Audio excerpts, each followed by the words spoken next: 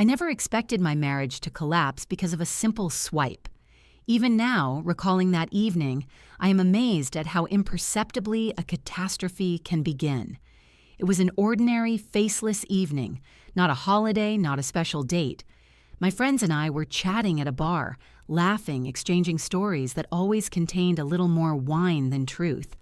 The tables gleamed with spilled light, faces blurred in the semi-darkness, and it seemed nothing could shake our familiar world. But then someone, casually, between sips of martini, mentioned that she had caught her husband on a dating app. Everyone giggled, discussing who had caught whom and how no one could be trusted anymore. I laughed too. Of course, I laughed. "Can you imagine?" I said. "My Eduardo would never do something like that." The friends' laughter echoed in the air, and I shook my head as if brushing away an unnecessary thought. But it remained, a tiny splinter under the skin, tenacious, like a shadow. It followed me when I went home. It pursued me in the taxi, reflected in the dark window, as if the night itself was eavesdropping on my thoughts. When I lay down next to the sleeping Eduardo, the room breathed with its usual warmth. The bedside lamp flickered dimly, casting a soft glow on his face. He slept peacefully, with that same expression of confidence I had always taken for strength. But now, looking at him, I felt a strange turmoil, as if something I hadn't noticed before was hiding within this calm. I turned onto my back and stared at the ceiling. Thoughts buzzed in my head, a little worm of doubt burrowing somewhere under my heart. Nonsense, I told myself. Of course, nonsense. I trusted him. Isn't that the point of marriage? Trust.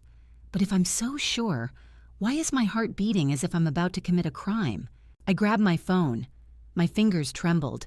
The screen glowed with a deathly white, as if inviting me.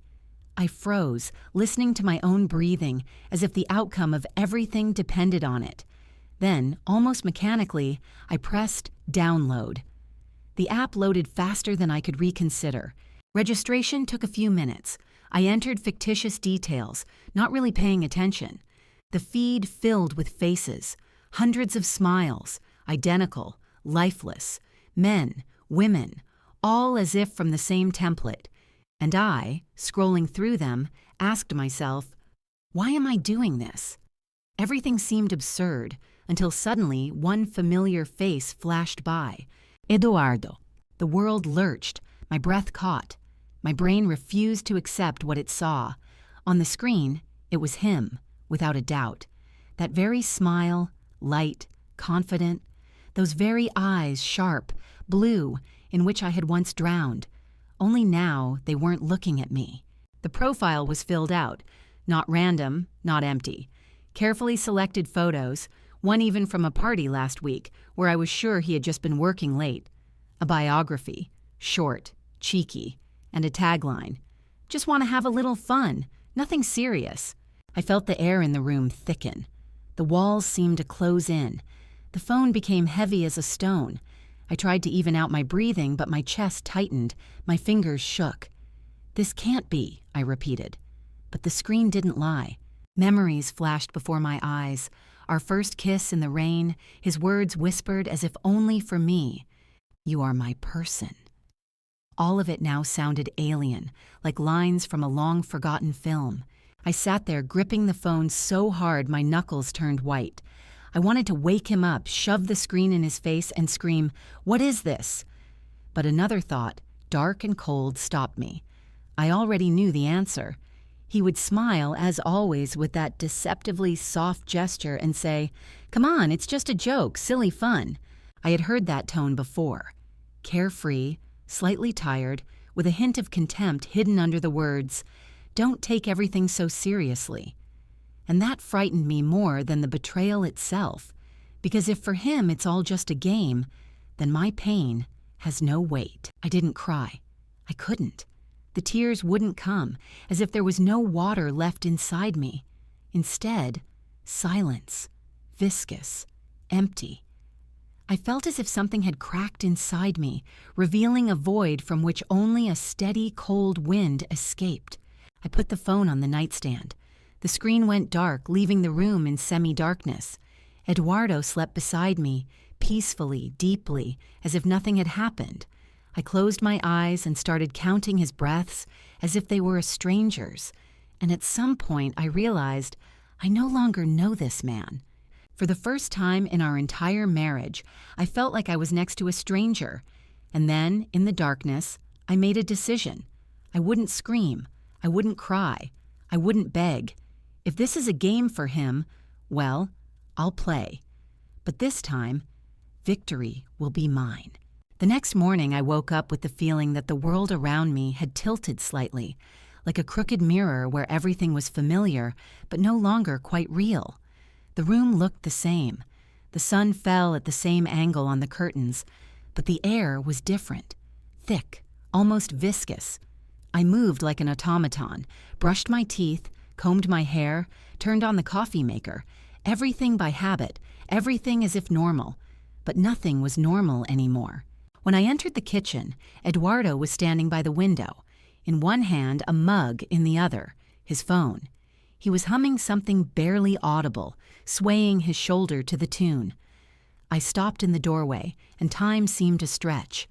Every gesture of his, familiar, mundane, suddenly became unbearably alien. Something tightened painfully in my chest. How many times had I seen exactly the same picture? Him, the morning light, the smell of coffee, the carefree morning baby. How many times had I taken this for home, for peace, for love? He noticed me, looked up, and smiled. That very smile which once made my heart skip a beat now sounded like a mockery. "Morning, baby," he said. "Did you sleep well?" I nodded, forcing my lips to stretch in response. "Yes," I said quietly. My voice was alien, strained, as if I had to swallow my own name to say anything at all. I walked over to the coffee maker, turned my back, let him not see how my fingers trembled. He continued fiddling with his phone, sipping coffee. Everything was so natural, so ordinary, as if last night had never happened, as if I hadn't seen his profile, hadn't read his phrase. Just want to have a little fun. I glanced at him out of the corner of my eye. The same silhouette, tousled hair, the dimple on his cheek, the faint scent of cologne. Once, that was my scent of security. Now, the scent of a lie. I wanted to shatter this fragile morning with something sharp, loud. I wanted to scream, throw the phone, force him to look me in the eye, explain, repent. I wanted to ask, why wasn't I enough for you? But I knew what answer I would hear. A carefree chuckle. A phrase like, "Come on, it's just a game." He would twist reality again as if I were to blame for being too sensitive, for taking life too seriously. So I stayed silent, pretended everything was as before, sat down opposite him, poured coffee into the cups. "What's your plan for today?" I asked, evenly, calmly, as if nothing had happened. He shrugged. "Meetings, then the gym. I'll be home by 7. 7. That meant a whole day to think, to pull myself together, to decide what to do next. I took a sip of coffee. Its bitterness seemed appropriate. I crossed my fingers on my lap and asked, in a light, almost playful tone, "And what if I suddenly ended up on a dating app? What would you do?" His finger froze on the screen. For a split second, just a moment, I saw something like a shadow cross his face. Guilt? Fear?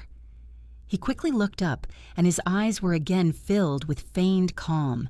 "You?" he smirked. "Oh, come on, you would never do that." I smiled softly. But what if I did? He leaned back in his chair, took a sip of coffee. "Well," he said after a short pause, "I'd probably ask what the hell was going on. But be honest, you're not that type." That phrase hit harder than an admission. "You're not that type." What used to sound like a compliment now became a verdict. In his mouth, it meant, "You're predictable. You're reliable. You're boring. You'll never surprise." I smiled back, but beneath that smile, something inside me turned over. He pushed the mug away, gathered his papers, glanced at his watch. Everything, as always. "See you tonight," he said, kissing me on the cheek. His lips were warm, familiar, but I felt nothing, only emptiness. When the door closed behind him, Silence settled in the room like dust after an explosion. I stood by the window, listening to the sound of his footsteps fading on the stairs. Then I turned on the water, washed the cups, slowly dried my hands, trying to breathe evenly. One thing was in my head. You're not that type. Maybe before. Yes. But now? Now I wasn't sure. I walked over to the table, picked up my phone, ran my finger over the screen. The reflection in the black glass seemed unfamiliar. Eyes, colder than before. I knew I would never return to that woman who went to bed last night thinking she was married to a good man. That woman died during the night, staring at the screen with his photo. And this one stood now, breathing new air. Eduardo left for work that morning, whistling as if nothing had happened. I took the phone and with confident hands created my own profile, and this time I was the one swiping. Creating the profile felt like crossing an invisible boundary. I never thought I would approach this, but last night had erased all previous taboos. My fingers trembled slightly as I typed. I forced myself to remain calm. Every tap, every choice in the questionnaire felt like a tiny sliver of my heart that I was giving away and yet hating. It felt strange and wrong, as if I were betraying those vows that once sounded sacred. But then I reminded myself, he made the first move. I entered a fictitious name, simple and inconspicuous. My fingers hovered over the age field. Should I change the numbers, play a younger role, or leave it as is? In the end, I left everything unchanged. Let it be the very age he knows.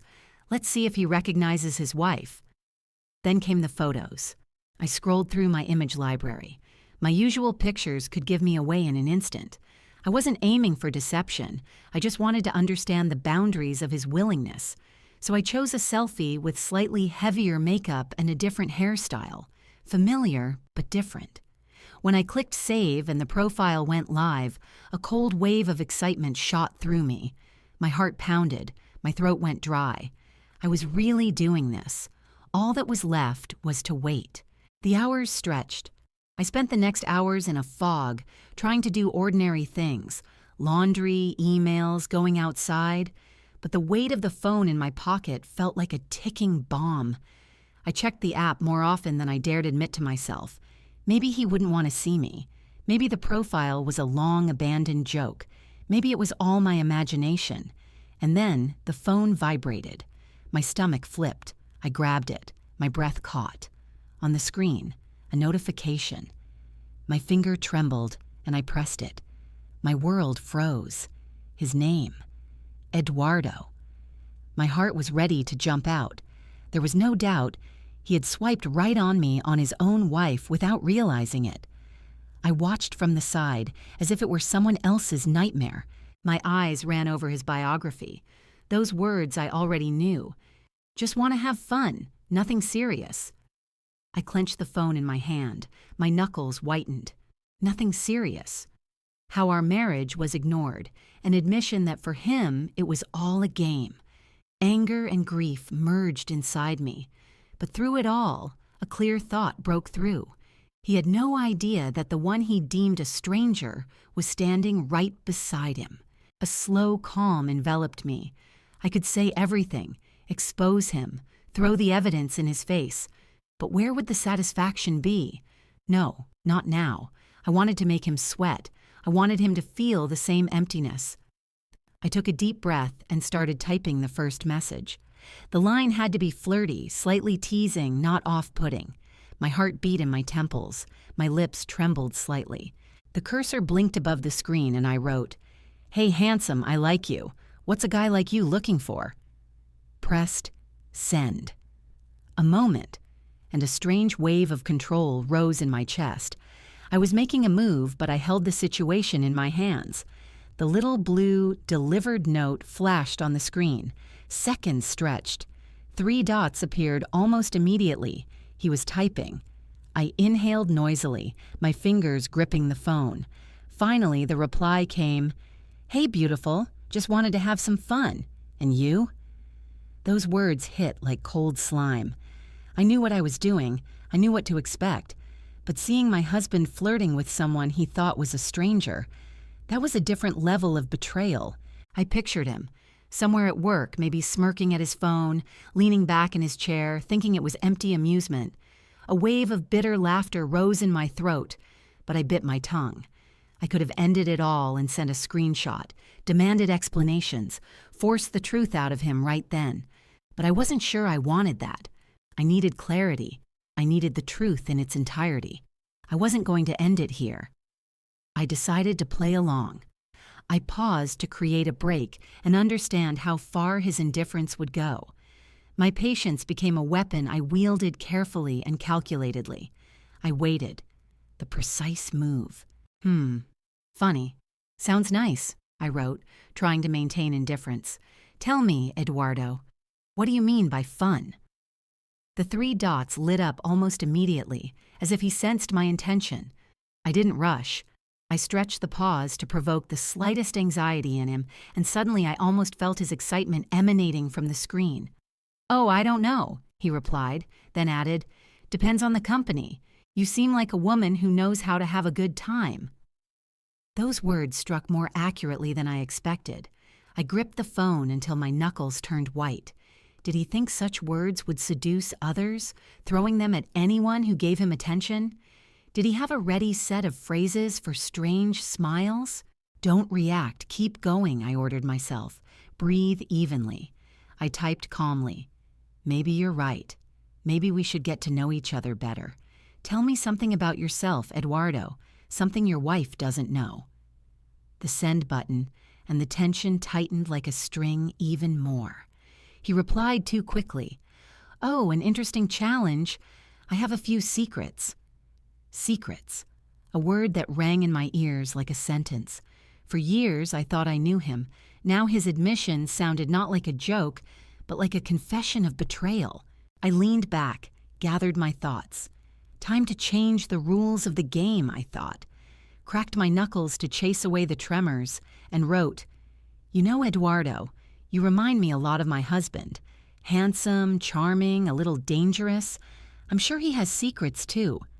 Pressed send, imagining the jolt of confidence in his chest. I pictured the moment. The screen blinks, 3 dots appear, his fingers freeze. The dots appeared, then stopped. Typing started and stopped again. My mouth curved into a joyless smile. He was panicking. He tried to joke it off. Haha, funny, what do you mean? I deliberately didn't reply right away. Minutes passed and I felt them stretching into a thin thread I could almost pull. I typed, I mean exactly what I said. You remind me of my husband, the one who said dating apps were just for fun, the one who's supposed to be at work right now but is busy flirting. What does that mean, Eduardo? No reply came. The silence became heavy as metal. I breathed measuredly, held myself together. A few minutes later, his phone rang in the other room. My stomach clenched, but I remained motionless. The call ended. A message came from Emma. We need to talk right now. I smiled, briefly, bitterly. It was fate's audacity. When he started sweating, it suddenly became serious. I stood up slowly, straightened my shoulders, flexed my fingers, opened our shared chat. The screen blinded me with his multiple messages. Baby, please answer. Emma, it's not what you think. Let's just talk, I can explain. I didn't mean any of it. His words fell like excuses, but their meaning no longer healed anything. He didn't not mean it. He meant every word he said. He didn't create the profile by accident, didn't flirt by accident, didn't say fun by accident. He just didn't want to get caught. I allowed myself a pause, not out of indecision, but to feel the scale of the betrayal and build a strategy. Each of his messages became evidence. The timing, the tone, the repeated phrases. I stored them in my mind like details for a future picture. Not out of blind revenge, but for a full exposure. I wanted him to feel that the game was over and the stakes had changed. My fingers hovered over the keyboard, and for a moment it seemed even the air around us froze, awaiting my decision. I could already clearly imagine the scene that would soon unfold, as if reality itself was preparing for this final act. He would come in, agitated, sweaty, eyes full of panic, speaking hurriedly, stumbling, trying to smooth over what couldn't be smoothed over. He would try to turn the situation into a joke, convince me I was exaggerating, that it meant nothing, that I had just gone crazy with jealousy, that it was all harmless fun, not worth a single tear of mine. Maybe yesterday I would have wavered, let his voice melt my doubt, but not now. Today, everything inside me had become crystal clear and cold, so I typed the last message. "You're right, Eduardo. We need to talk, but not here. See you when you get home." I pressed send, turned off the sound, placed the screen face down, and for the first time in many hours, I smiled.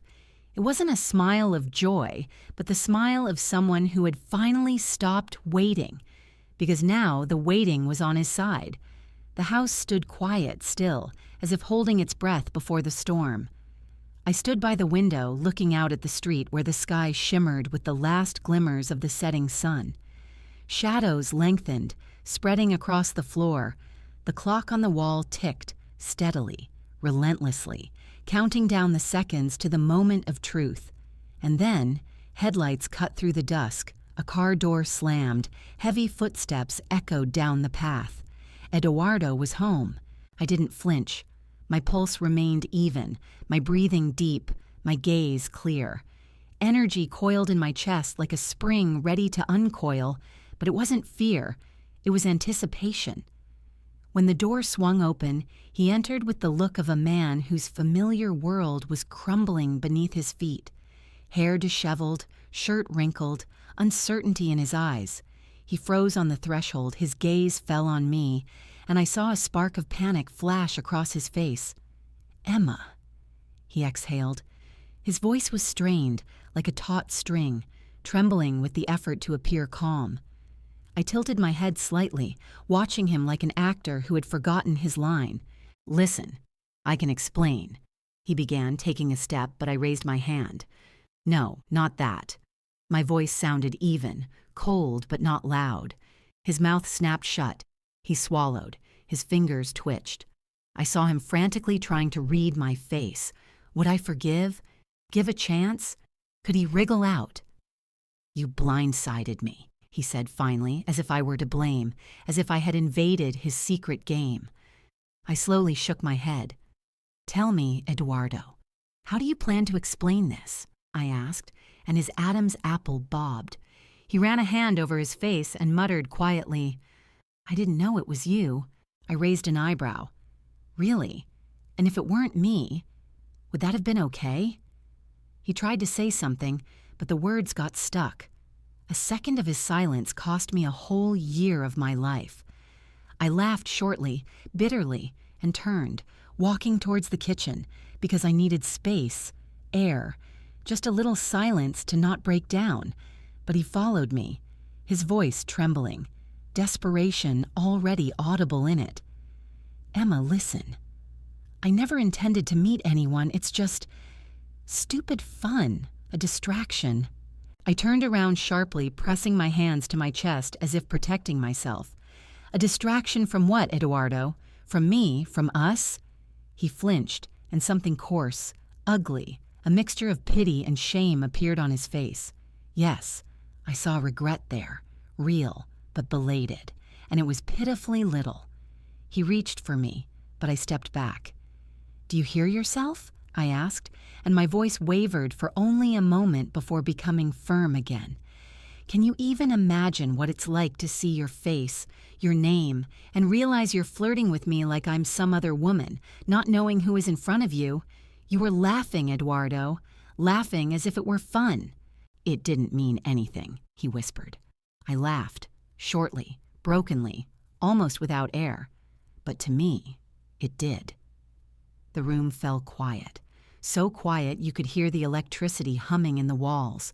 Eduardo stood, pale, lost, running his hands through his hair, then over his face, then through his hair again, as if erasing himself. I don't know why I did it. I just felt stuck, bored. He said dully. "Stop," I said. "I don't care why. What matters is that you did it." He understood. The realization flickered in his eyes, slow, doomed. He knew there was no way back. I turned away, walked past him, to where my suitcase stood already by the door. "Wait," he said, and now there was real panic in his voice. "You're leaving!" I tightened my grip on the suitcase handle and turned around. "I don't deserve this, Emma," he exhaled. I looked him straight in the eyes. "You're right. You don't."